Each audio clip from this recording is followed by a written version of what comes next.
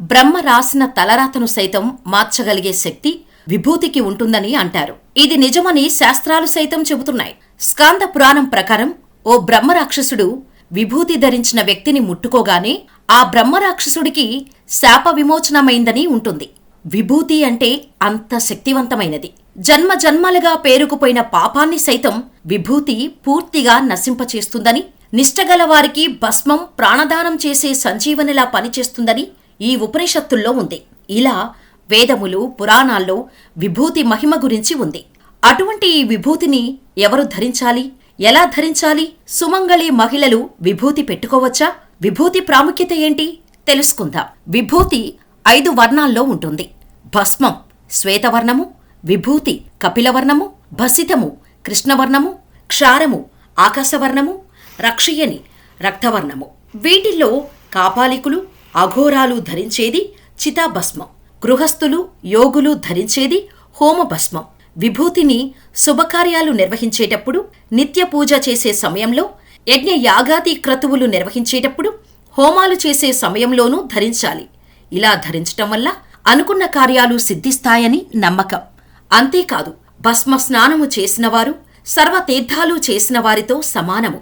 భస్మధారణ చేసిన వారికి దుష్టగ్రహములు, పిశాచములు, సర్వరోగములు, పాపములు సమీపించవు. బాహ్య ప్రపంచ జ్ఞానము కలుగుతుందని అంటారు. విభూతి నొసట ధరించి శివపంచాక్షరి మంత్రము ప్రతిదినమూ పఠిస్తూ ఉంటే లలాటమున బ్రహ్మ వ్రాసిన వ్రాత కూడా తారుమారు అవుతుంది. విభూతి ధరించినప్పుడు ఓం నమఃశివాయ అనే మంత్రాన్ని జపిస్తూ ధరించాలి. ఈ విభూతిని దర్భలు, సుగంధ ద్రవ్యాలు, కొబ్బరికాయ, మోదుగ, రావి, తులసి సహా కట్టెలు, ఆవు పేడతో చేసిన పిడకలు, నవధాన్యాలు, నెయ్యి మొదలైనవి వేసి హోమం చేయగా చివరకు మిగిలిన బూడిదను విభూతి అంటారు. అగ్నికి దహించే గుణం ఉంటుంది. హోమ ద్రవ్యాలైన కొబ్బరికాయ, కట్టెలు, పిడకలు, నవధాన్యాలు మొదలైన వాటికి దహనమయ్యే గుణం ఉంటుంది. ఈ రెండిటి కలయిక వల్ల ఏర్పడిన విభూతి దహించదు, దహనమవదు. ఇలా నిర్గుణత్వాన్ని ప్రతీకగా మారే విభూతిని ఈశ్వరుడి పూజించే భక్తులు ధరిస్తారు. బ్రాహ్మణులు అడ్డబొట్టుగా విభూతిని ధరిస్తారు. వీరు కుడిచేతి మధ్యవేలు, ఉంగరపు వేళ్ల సాయంతో విభూతిని ధరిస్తారు. నుదిటిపై ఎడమవైపు నుంచి కుడివైపుకు రేఖలను దిద్దుకుంటారు. అప్పుడు బొటనవేలుతో విభూతి రేఖలపై కుడివైపు నుంచి ఎడమవైపుకు 3 రేఖలుగా ధరించటాన్ని త్రిపుండం అంటారు. త్రిపుండ్రం అంటే అడ్డబొట్టు అని అర్థం. నుదుటిపై కనుబొమ్మలు దాటి కాని, కనుబొమ్మల కిందకు కాని విభూతి ధరించకూడదు. గృహస్థులు విభూతిని నీటితో తడిపి ధరించవలసి ఉంటుంది.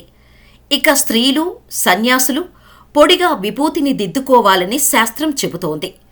విభూతి ధరించేటప్పుడు నేలపై పడకూడదు. ఒకవేళ పడితే వస్త్రంతో తీయాలి కాని చీపురుతో ఊడ్చకూడదు.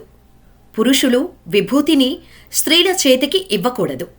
పురుషులు, సుమంగులైన స్త్రీలు విభూతిని తడిపి పెట్టుకోవాలి. పూర్వ సువాసినీలు పొడి విభూతిని ధరించాలి. విభూతిని మధ్యవేలు లేదా ఉంగరము వేలుతో పెట్టుకోవాలి. చూపుడు వేలుతో పెట్టుకోకూడదు.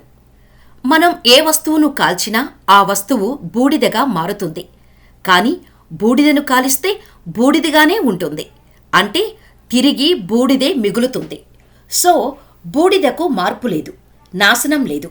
నాశనం లేని విభూతితో నాశనం లేని శాశ్వతుడు అయిన మహాశివుణ్ణి ఆరాధిస్తారు.